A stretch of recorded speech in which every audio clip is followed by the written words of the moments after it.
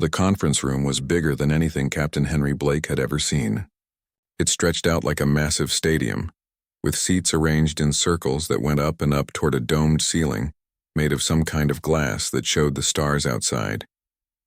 12 different alien species sat in those seats, all of them staring down at the small human delegation standing in the center of the floor. Henry felt his heart beating fast in his chest. This was it. The moment humanity had been working toward for 30 years. First contact had happened decades ago, but this was different. This was humanity asking to join the Galactic Council, to become part of something bigger than just Earth and its colonies. Standing next to him was Lieutenant Karen Stone, his second in command.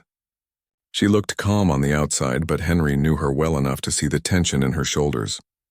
On his other side stood Medical Officer Lisa Grant, a young woman with brown hair tied back in a neat bun.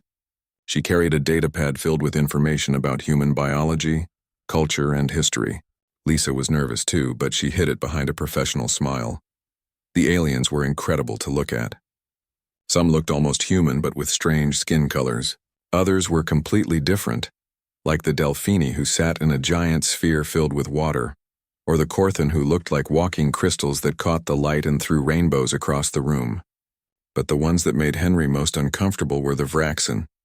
The Vraxen were tall, maybe 7 feet, with bodies that looked like a cross between an insect and a person.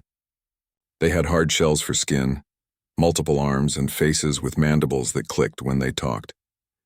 Their representative, High Speaker Zethrak, sat in the most prominent seat, and his eyes never left the human delegation. Those eyes were cold and unfriendly. The meeting had been going for 2 hours now.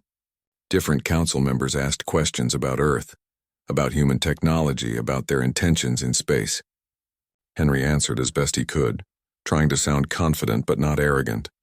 They needed these aliens to accept them. Earth needed allies out here among the stars. Then the topic shifted to territory. One of the council members brought up several star systems that humans had started to colonize. These were empty systems with no signs of previous habitation. But Zethrak suddenly spoke up, his voice sharp and angry. "Those systems belong to the Vraxen Empire under the Treaty of Ancient Claims," he said. His mandibles clicked rapidly, which the humans had learned meant agitation. "Your species has violated sacred boundaries." Henry felt his stomach drop. No one had told them about any ancient treaty. "High Speaker, we had no knowledge of any previous claims to those systems. Our surveys showed them as uninhabited and unclaimed. If there's been a misunderstanding, we're willing to discuss it." "Ignorance is no excuse for theft," Zethrak replied, standing up from his seat. He was even taller than Henry had thought. "Humans come to this council with dirty hands, asking to be welcomed as equals." Lisa stepped forward before Henry could stop her. She held up her datapad, her voice clear and steady. "High Speaker, if I may address your concern, we have detailed records of our survey missions to those systems. There were no markers, no beacons, no signs of any claims. Under standard space laws, we understand it. Uninhabited systems are open for colonization. If the Vraxen have historical claims, we would be happy to review the documentation and reach a compromise." The room went silent. Every alien turned to look at Zethrak. The High Speaker's whole body went rigid and his mandibles stopped clicking. That silence, Henry realized, was worse than the clicking. "You dare?" Zethrak's voice was low and dangerous. "A junior officer presumes to speak to a High Speaker about law? About compromise?"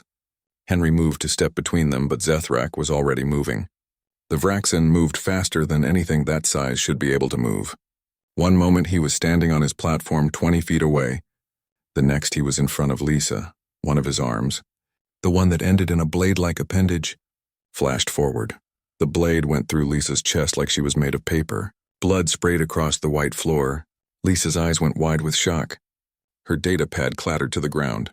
She tried to say something, but only blood came out of her mouth. Then she fell backward, hitting the floor hard. Henry was running before she finished falling. He dropped to his knees beside her, pressing his hands against the wound, but there was too much blood. It was everywhere, hot and red and pooling around them. Lisa's eyes stared up at the domed ceiling, not blinking, not moving. "She was gone, Lisa!" Karen's voice cracked as she fell to her knees on Lisa's other side.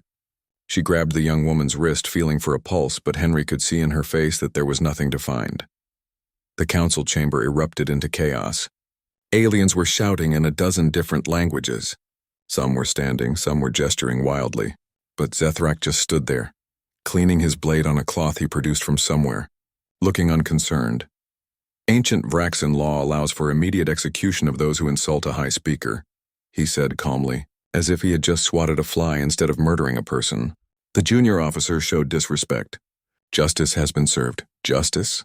Henry's voice came out as a roar. He stood up, fists clenched, blood covering his hands and uniform. You murdered her. She was just trying to help, trying to explain. Security forces started rushing into the chamber. They were from various species, all wearing the same uniform that marked them as council peacekeepers. Their leader, a four-armed alien Henry didn't recognize, approached carefully. Captain Blake, I am sorry, but you and your delegation must come with us. The deceased will be taken to our medical facility for processing. Henry wanted to refuse. He wanted to attack Zethrak to make him pay for what he had done. But Karen's hand on his arm stopped him. She was crying silently, but her grip was strong. We need to report this to Earth, she whispered. We need to tell them what happened here. Two of the security officers carefully lifted Lisa's body onto a stretcher. Her arm hung down, swaying slightly as they carried her out. Henry watched her go, feeling numb. They had come here hoping for peace, for partnership. Instead, they had lost one of their own to senseless violence. The council members were still arguing as the humans were escorted out. Some seemed genuinely upset about what had happened. Others, like the other Vraxan representatives, appeared satisfied. Henry heard fragments of the debate as they left. Barbaric, even by ancient standards. Technically legal under old law. But was it necessary? Humans must learn their place. The doors closed behind them, cutting off the voices. Henry looked down at his bloody hands. Somewhere behind them, the council was continuing their session, debating whether humanity should be allowed to join their ranks. And Lisa was dead, killed for daring to speak up, or so everyone thought.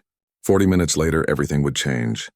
But right now, all Henry Blake could feel was grief and rage, and a burning desire to go home and never come back to this terrible place where young officers died for speaking the truth. The council chamber had settled into an uncomfortable quiet. 40 minutes had passed since the killing, and the debate had moved from outrage to technicalities. Chair Meridax, a dignified alien with forearms and skin that shimmered like oil on water, was trying to bring order to the chaos.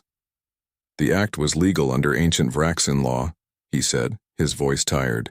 However, the question remains whether such laws should still apply in modern council proceedings. We must also decide what this means for humanity's application for membership. Henry sat in the delegation area with Karen beside him. They had been allowed to stay for the discussion, though neither of them wanted to be there. Henry's hands were clean now, but he could still feel Lisa's blood on them. His uniform was stained dark with it. Every time he closed his eyes, he saw her falling. Several council members were speaking in favor of punishing Zethrak, despite the legality of his actions. Ambassador Thelnos, the Delphini representative whose water sphere made his voice sound strange and distant, was particularly vocal. Legal or not, we must ask ourselves what kind of council we wish to be. Do we want to be governed by ancient laws that allow murder for perceived insults? Or do we want to evolve beyond such barbarism? Zethrak rose to defend himself. My people's laws have stood for 10,000 years. They exist to maintain order and respect. The human showed neither. She was presenting data, Karen said quietly but loud enough to be heard. Her voice shook with barely controlled anger. She was doing her job. She spoke out of turn. Zethrak replied coldly. She presumed equality where none existed. Henry was about to respond when the chamber doors opened. Every head turned to see who was entering. The silence that followed was absolute. Lisa Grant walked into the chamber. She looked tired and slightly annoyed, but she was definitely alive. Her uniform was clean and undamaged. There was no blood, no wound, no sign of what had happened 40 minutes ago. She carried a fresh datapad in her hands and walked with steady steps toward the human delegation. Henry felt his heart stop. He stood up slowly, not believing what he was seeing. Karen made a small sound beside him, something between a gasp and a sob. Around the chamber, aliens were rising from their seats, pointing, speaking in shocked whispers. Lisa reached the human delegation and gave Henry a small, apologetic smile. Sorry for the delay, Captain. The medical staff were very thorough. They wanted to run every test they could think of.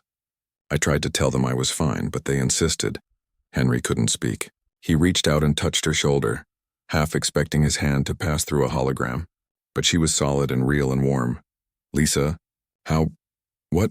I'm okay, she said gently. Really? I know it looked bad, but I'm fine now. The council chamber exploded into noise.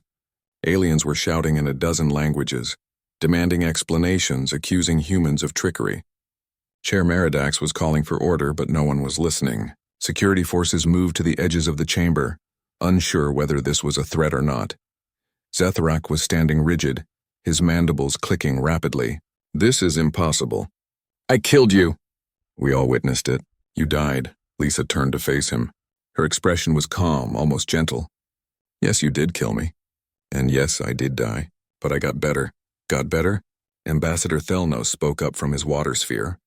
You don't get better from death. Death is final. It's a biological certainty. For most species, yes. Lisa agreed. She moved to the center of the chamber, where she had fallen and bled out less than an hour ago. The bloodstains were still visible on the floor. For humans, it's more complicated than that. Chair Meridax leaned forward, his multiple arms gripping the edge of his platform. Explain now. This council demands to understand what we are witnessing. Lisa took a deep breath. What you're witnessing is human biology. When High Speaker Zethrak struck me, I did die. My heart stopped. My brain shut down. By every medical definition, I was dead. She paused, looking around at all the staring faces. But death isn't permanent for humans.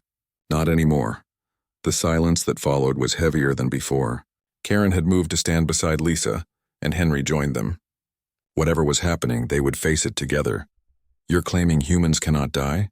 Asked a council member from a species Henry didn't recognize, one that looked like a collection of floating crystals held together by some invisible force. No, we can die, Lisa said carefully. But most deaths aren't permanent. Our bodies have the ability to regenerate from fatal trauma. It takes time, usually between 30 and 60 minutes, but we recover. This is a lie, Zethrak said flatly. A trick. This is not the same human I killed. Lisa smiled without humor. The medical staff in your facility were very thorough, High Speaker. They scanned me completely. They have records of my DNA, my cellular structure, even my brain patterns. I am the same Lisa Grant who walked into this chamber 3 hours ago. I'm the same woman whose blood is still on that floor. How is this possible? Chair Meridax asked. His voice had changed from demanding to genuinely curious. In the early 22nd century, Earth was hit by an unusual solar flare, Lisa explained. She was falling into her role as medical officer now, her voice taking on a lecturer's tone. The radiation should have been deadly, but our magnetic field protected us. Instead of killing us, the radiation interacted with human DNA in an unexpected way. It activated dormant genetic sequences that gave us advanced regenerative abilities. She gestured to herself. When I die, my cells don't accept it as a final state. They start rebuilding immediately. Damaged tissue is repaired. Failed organs are restarted. Even brain death can be reversed if the damage isn't too severe. The process takes time and energy, but the result is complete restoration. Complete? Thelnos asked. You retain memories? Personality? Everything, Lisa confirmed.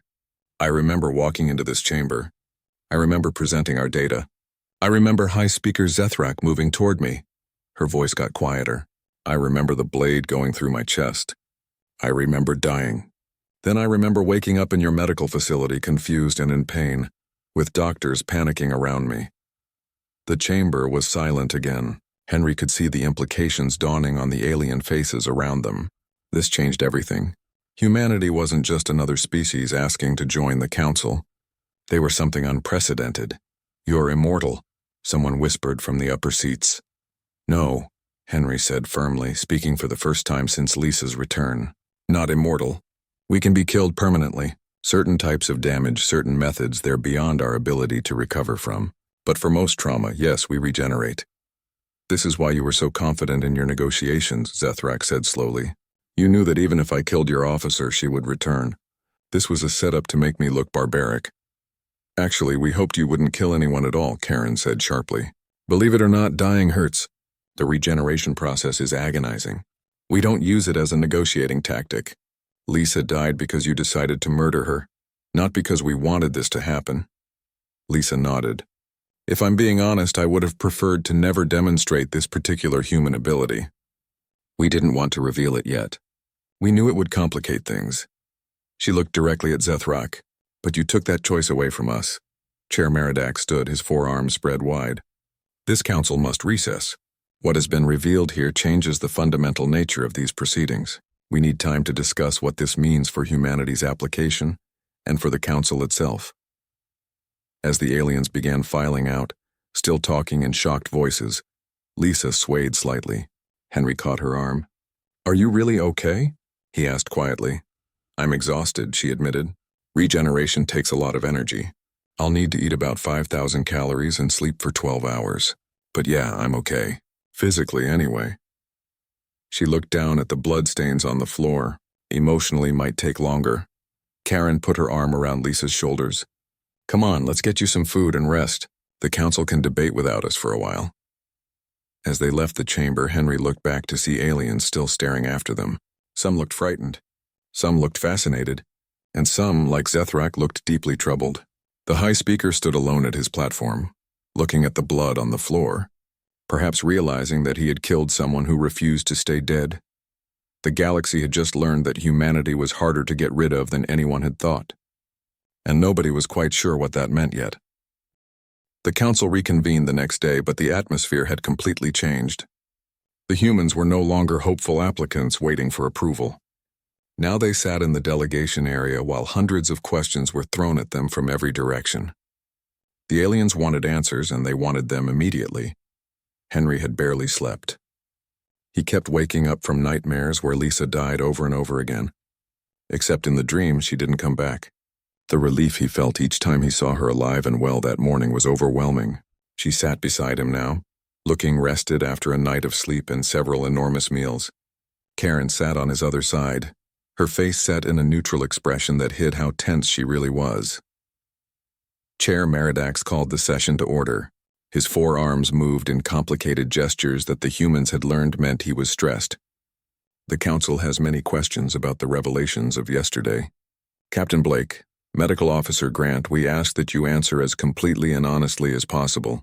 The future of human-council relations depends on your transparency. We understand, Henry said. We'll answer whatever you want to know. The first question came from a bird-like alien whose species Henry didn't know the name of. How long have humans possessed this ability? When did it begin? Lisa stood to answer. The change happened in 2104, about 140 years ago. A solar flare struck Earth and the radiation activated dormant genetic code in human DNA. We call it the awakening. At first we didn't understand what was happening. People would die in accidents and wake up hours later in morgues or hospitals. It was terrifying at first. And you kept this secret? The bird alien's feathers ruffled in what might have been anger. For over a century you hid this from the galaxy? We kept it secret from everyone for the first few decades, Henry admitted.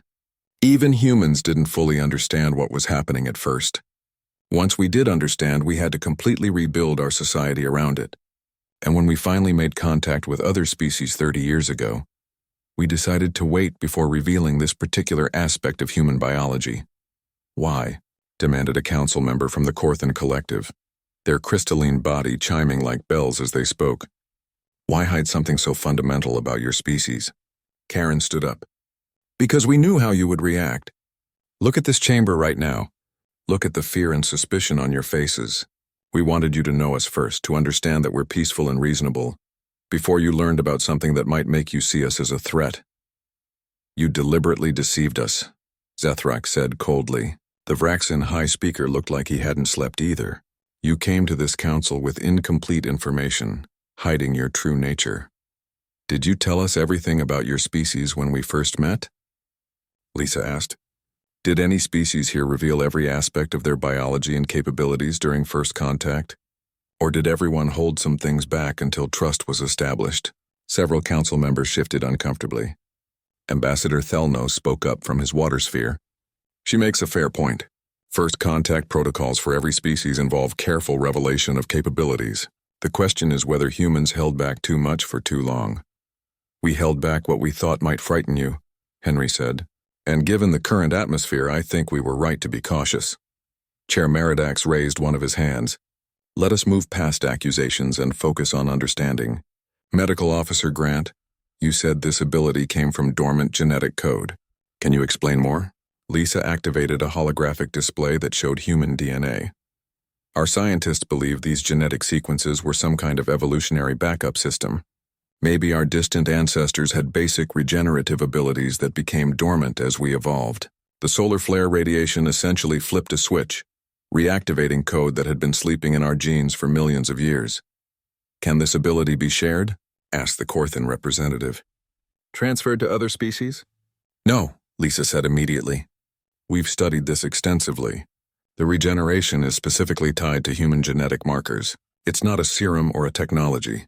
It's what we are now at a cellular level. We can't give it to other species any more than we could give you human DNA and expect you to become human. Then you possess a unique advantage, said another council member, an advantage no other species has. Every species has unique advantages, Karen countered.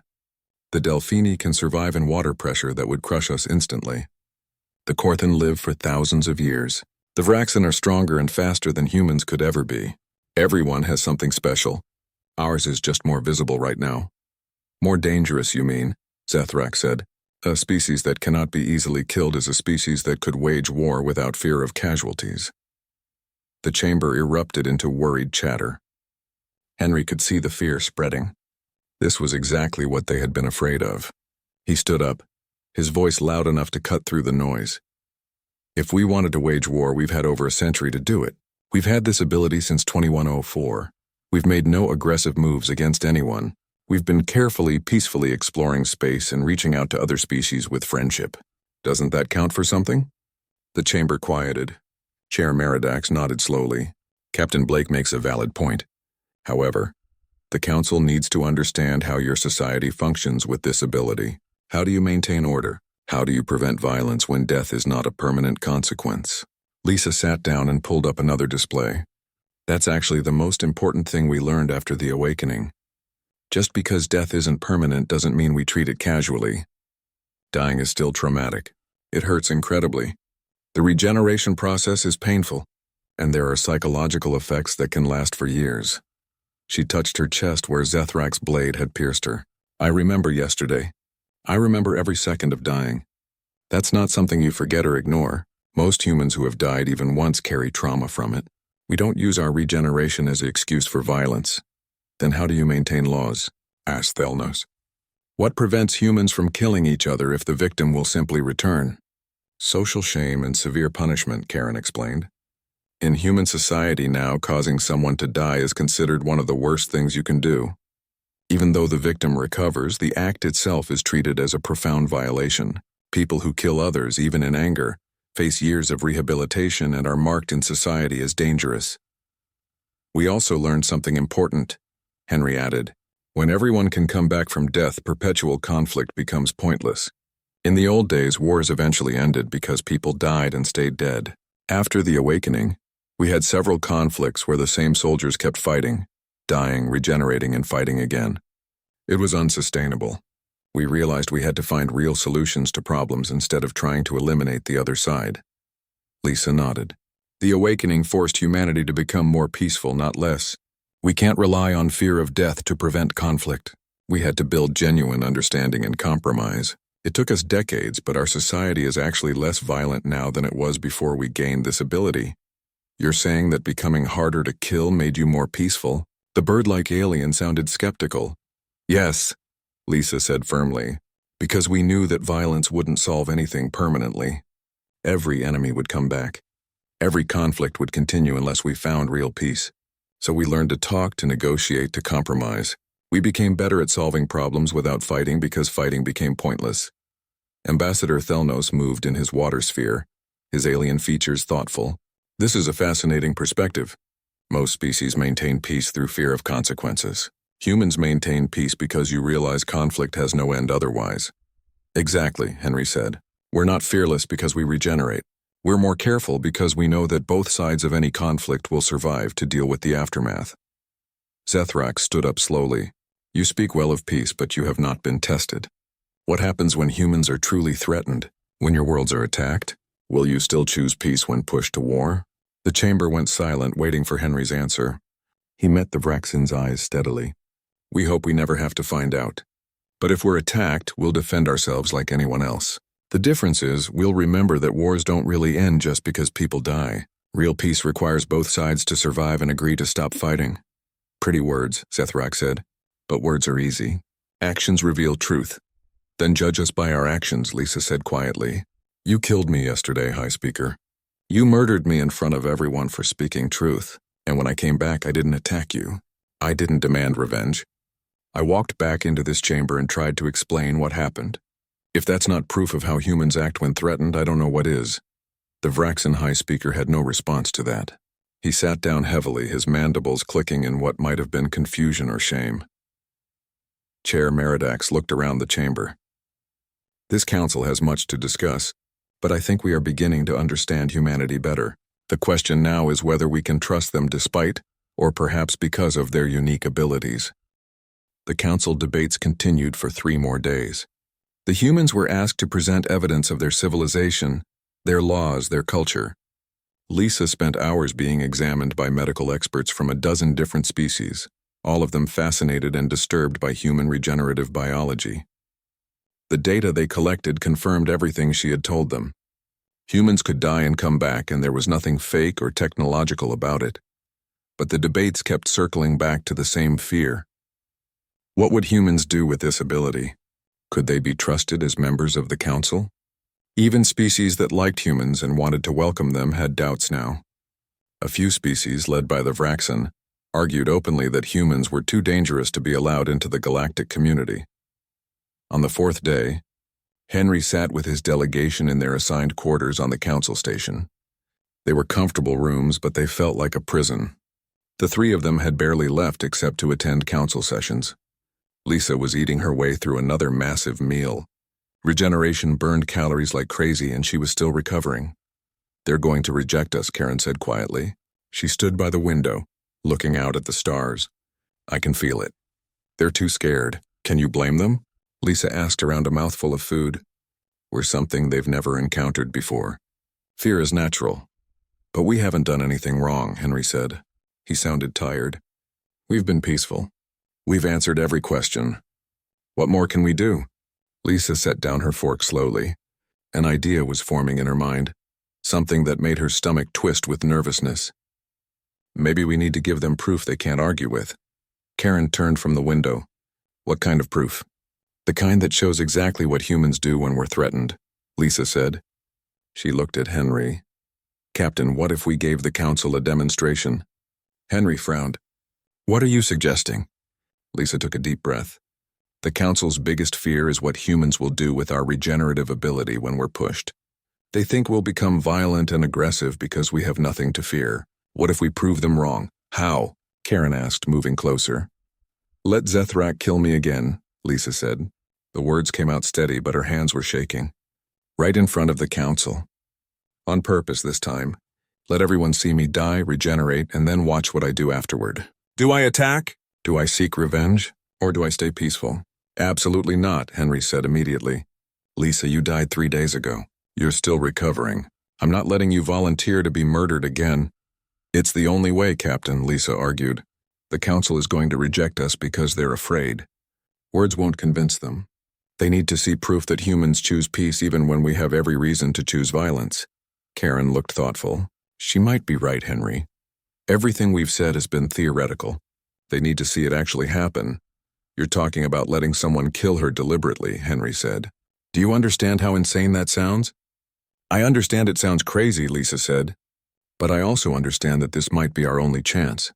If the council rejects humanity, we'll be alone in the galaxy. No allies, no trade, no support.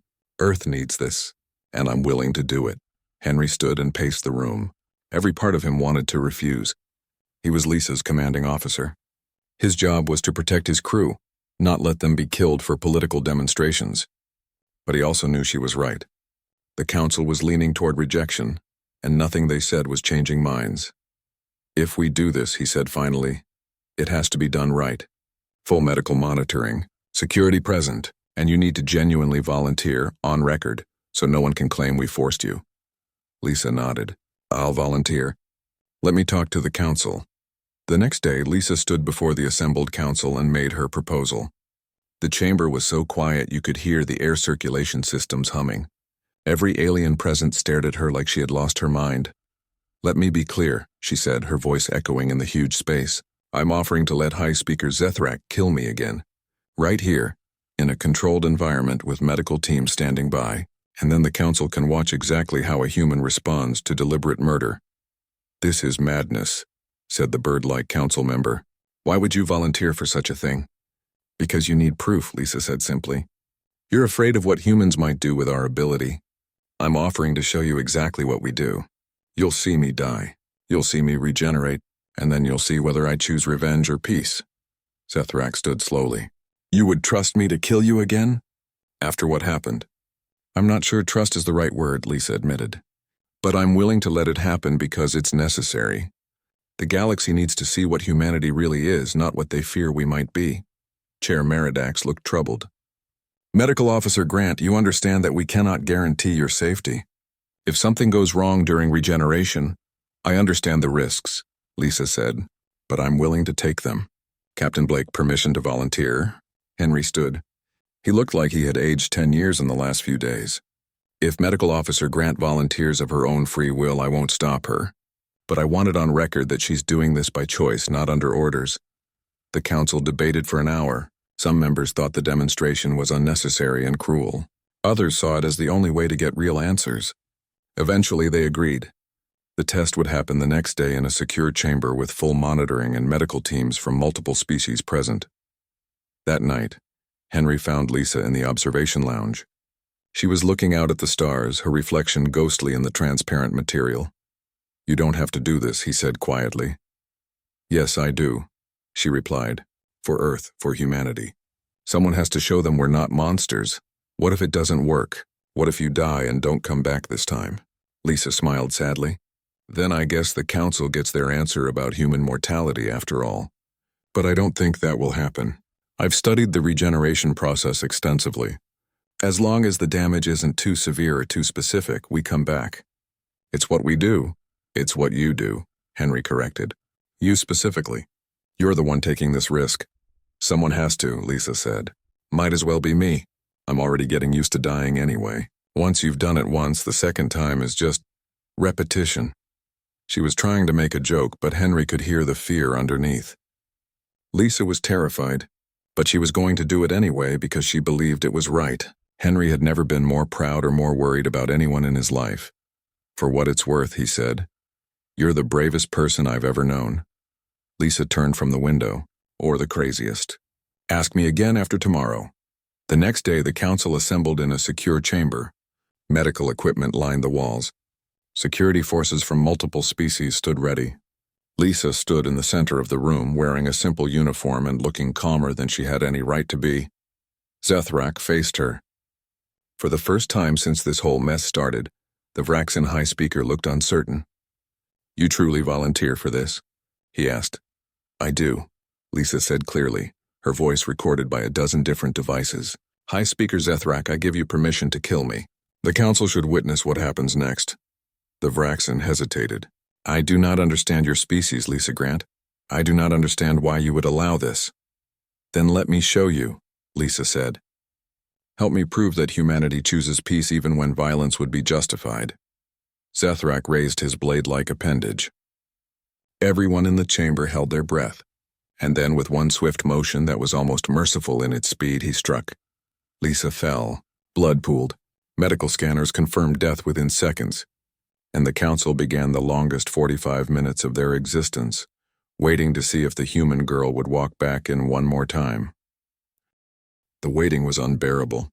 Lisa's body lay on the floor of the secure chamber, surrounded by medical equipment that beeped and hummed and measured things that most species couldn't even name. Doctors from 6 different species monitored the readouts, whispering to each other in concerned voices. Henry stood as close as they would let him, watching Lisa's still face. Karen stood beside him, her hand gripping his arm so tight it hurt. Neither of them spoke. There was nothing to say. They had watched Lisa die twice now, but that didn't make it any easier. Each time there was the terrible fear that this time would be different. This time she wouldn't come back. The council members watched from behind protective barriers. Some looked fascinated. Some looked horrified. Zethrak stood alone, his mandibles clicking constantly in what Henry now recognized as deep distress. The Vrax and high speakers stared at Lisa's body like he was seeing her for the first time. 5 minutes, announced one of the doctors, a Delphini whose water-filled suit made bubbling sounds when he spoke. No signs of regeneration yet. This is consistent with what Medical Officer Grant described. The process typically begins between 10 and 15 minutes after death. 10 minutes passed, then 15. At the 16-minute mark, the medical equipment started going crazy. Alarms beeped. Doctors rushed forward to check their instruments. And on the floor, barely visible but definitely there, Lisa's cells began to rebuild. Henry watched in amazement even though he had seen it before. It was like watching a video in reverse but slower. The wound in Lisa's chest started closing. Blood that had pooled around her began moving back into her body. Though that wasn't really what was happening. Her body was making new blood rebuilding from the inside out. "Incredible," whispered one of the doctors. "The cellular regeneration is happening at the molecular level. Every damaged cell is being repaired or replaced. The precision is impossible, and yet it's happening. 20 minutes, 30 minutes. Lisa's face, which had been pale with death, started gaining color. Her chest, which had been still, began to show the faint rise and fall of breathing. At 35 minutes, her fingers twitched. At 40 minutes, her eyes moved beneath closed lids. At 42 minutes, Lisa opened her eyes. She stared up at the ceiling for a moment, breathing carefully, then slowly sat up. The doctors tried to rush forward to check her, but she waved them away gently. She sat on the floor for another minute, getting her bearings, then stood up on shaky legs. The entire chamber was silent. Every eye was fixed on Lisa as she steadied herself, took a few deep breaths, and looked around at the watching faces. Her gaze found Zethrak, standing 20 feet away with security forces between them. This was the moment. This was what everyone had been waiting to see. What would a human do when killed deliberately, with premeditation, by someone who had already murdered them once before? The answer would determine humanity's future in the galaxy. Lisa walked forward slowly. The security forces tensed, ready to intervene if she showed any sign of aggression. But she moved calmly, steadily, until she stood directly in front of Zethrak. The Vraxin towered over her, his blade-like appendages clearly visible and dangerous. Lisa extended her hand in the human gesture of peace. "Thank you for participating in the demonstration, High Speaker," she said quietly. "I know that couldn't have been easy for you." Zethrak stared at her outstretched hand like it was a weapon he didn't understand. "You thank me? I killed you again with full knowledge of what I was doing, and you offer your hand in friendship?" "I offer understanding," Lisa said, her hand still extended. "You and your people fear us because you don't understand us. We're not fearless because we regenerate. We're careful precisely because dying is traumatic. But more than that, we've learned that revenge and violence create cycles that never end when both parties survive." She kept her hand steady, even though Henry could see it was trembling slightly. "You've killed me twice now, High Speaker. I've died at your hands twice. I've felt the pain, felt the fear, experienced death because of you. If I wanted revenge, this would be the moment. Everyone would understand if I attacked you." The chamber was so quiet that the hum of the medical equipment sounded loud. Everyone waited to see what would happen next. "But what would that accomplish?" Lisa continued. "You'd learn nothing except to fear us more. The cycle of violence would continue. Instead, I'm offering you proof that humanity has evolved beyond simple retaliation. We choose peace not because we're weak, but because we've learned that anything else is pointless." Slowly, carefully, Zethrak reached out with his blade appendage and took Lisa's hand. His touch was gentle, controlled, nothing like the killing strikes he had delivered twice before. "I do not understand your species, Lisa Grant, but perhaps that is acceptable. Perhaps understanding can come with time." The tension in the chamber broke like a wave. Doctors rushed forward to check Lisa's vital signs.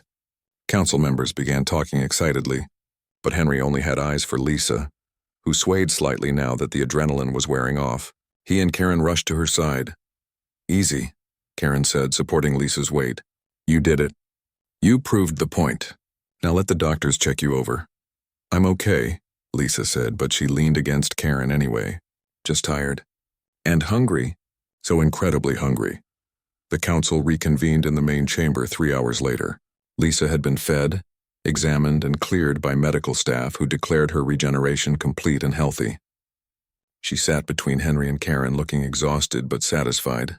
Chair Meridak stood, his forearms spread wide. This council has witnessed something unprecedented in our history. We have seen death and rebirth. We have seen violence and forgiveness. Most importantly, we have seen a species that possesses incredible power choosing to use that power for peace. He looked around the chamber. The question before us was whether humanity could be trusted as council members despite their unique abilities. I believe we have our answer. One by one, council members stood to speak. Ambassador Thelnos went first, his voice carrying from his water sphere. I have studied human history extensively these past days. Before they gained regeneration, humans fought terrible wars. Since gaining this ability, their conflicts have been minor and resolved quickly. This species learned peace not through fear but through wisdom. I vote to welcome them. Other species followed. The bird-like aliens, the crystalline Korthan. Even species that had been skeptical before all spoke in favor. The demonstrations had worked. The council had seen proof that humans chose peace even when revenge would be justified. Finally, Zethrak stood. The entire chamber went quiet. I have killed the same human twice, he said, his voice carrying clearly. Twice she has forgiven me. Twice she has chosen understanding over revenge. I do not fully comprehend humanity, but I am beginning to believe the galaxy is better for their presence. The Vraxin vote to welcome humanity to the council. The vote was unanimous. Humanity was accepted as a full member of the Galactic Council. The chamber erupted in applause and various alien expressions of approval. Henry felt relief wash over him so strongly he thought he might cry. They had done it. Despite everything, they had done it. Lisa smiled tiredly. Does this mean I don't have to die anymore to prove points? You're never dying for diplomacy again if I have anything to say about it, Henry replied firmly. That's an order, medical officer. Yes, sir, Lisa said, and then yawned so wide her jaw cracked. Can we go home now? I want to sleep for a week. The formal celebrations would come later. Treaties would be signed. Ambassadors would be appointed. But for now, the three humans sat together in the council chamber, exhausted and relieved, knowing they had changed the course of human history. In his quarters that night, Zethrak recorded a message in his personal logs. I have learned something valuable about the species called humanity. They possess the ability to survive death, which I thought made them dangerous. Instead, they use this ability to demonstrate peace. I killed the same human twice, and twice she forgave me. I do not understand this fully, but I respect it. The council debates whether humans are unkillable warriors. I believe they are unkillable diplomats. I am uncertain which is more formidable. Ambassador Thelnos added his own thoughts to his report. Humanity has joined the council under unusual circumstances. They revealed their regenerative abilities through tragedy, and then proved their peaceful nature through sacrifice. Other species maintain peace through fear of death. Humans maintain peace despite having little to fear from death. This is a species that has truly learned the value of life by experiencing death repeatedly. The galaxy is fortunate to have them, Ming. And Lisa, in her personal journal, wrote simply, died twice in 1 week. Still not something I'm comfortable with, but if it brought peace between species and got humanity accepted into the galactic community, I guess it was worth it. Note to self, regeneration still doesn't prevent the massive headache that comes after. Also doesn't prevent the weird dreams. But at least no one has to die to prove diplomatic points anymore. Hopefully. Please let that be the case. I'm really tired of dying. The story of the human who was killed before the council and walked back in became legend throughout the galaxy. Different species told it in different ways. Some focused on the tragedy. Some focused on the miracle. Some focused on the forgiveness. But all agreed on one: